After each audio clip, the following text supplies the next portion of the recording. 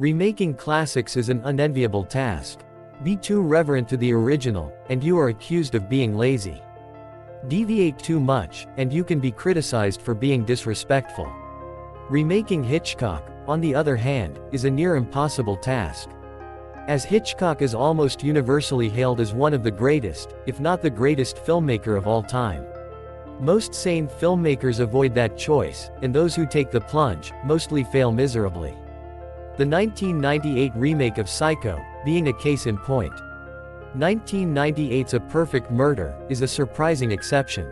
Based on the same Frederick Knott play that Hitchcock's 1954 Dial M for Murder was based on, A Perfect Murder achieves the almost impossible. It is a remake of a Hitchcock film that is superior to the original in every way. At first glance, that assessment may seem hyperbolic, but a closer and honest look at Hitchcock's original film reveals more. Dial M for Murder is, arguably, one of the master filmmaker's blandest and sloppiest films. Hitchcock, who always liked a challenge, tried to turn the original play the film was based on into what he termed pure cinema. But, alas, Hitchcock failed on almost every front. Dial M for Murder comes off as stagey, stiff, and surprisingly boring, a rare misfire from the master of suspense. The only real high point in the whole film is Ray Milland's wonderful performance, a nasty but never hammy exercise in sheer, dark charisma.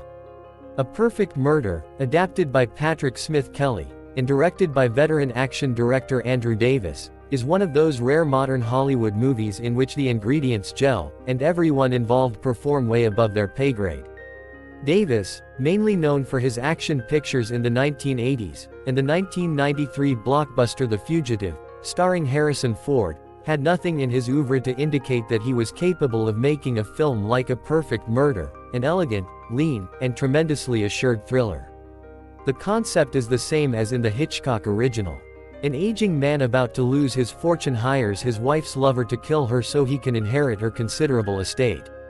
He meticulously plans her murder, thinking nothing would go wrong. But things do go wrong, and a cat-and-mouse game ensues. While Dial M for Murder was talky and stagey, A Perfect Murder is visually driven and kinetic. Dial M for Murder comes off as bland and slow. A Perfect Murder, on the other hand, is stylish and compelling. And while Michael Douglas doesn't come close to Ray Milland's mesmerizing portrayal, he delivers an assured and understated performance, arguably one of the best of his career.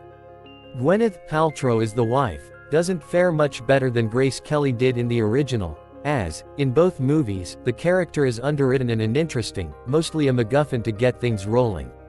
Viggo Mortensen as the lover fares better, delivering an enjoyable performance that does much with very little. But the real star here is director Andrew Davis, who delivers a near-classic late in his career, the kind of stylish, lean thriller no one could have expected from the journeyman director. Here, Davis is in complete control of the material, crafting a film that hums along so well, it deceptively hides the scope of his achievement, which is making the kind of film that is mostly a lost art. The elegant, twisty, and far-fetched thriller that could only come out of Hollywood at its best. And while the script by Patrick Smith Kelly works well enough, it isn't perfect, with a somewhat problematic third act, and the bizarre inclusion of a Middle Eastern detective, played with jarring portentousness by David Suchet. But these are minor quibbles. A Perfect Murder is pure, high-caliber entertainment, and one which should not be missed by fans of classic thrillers.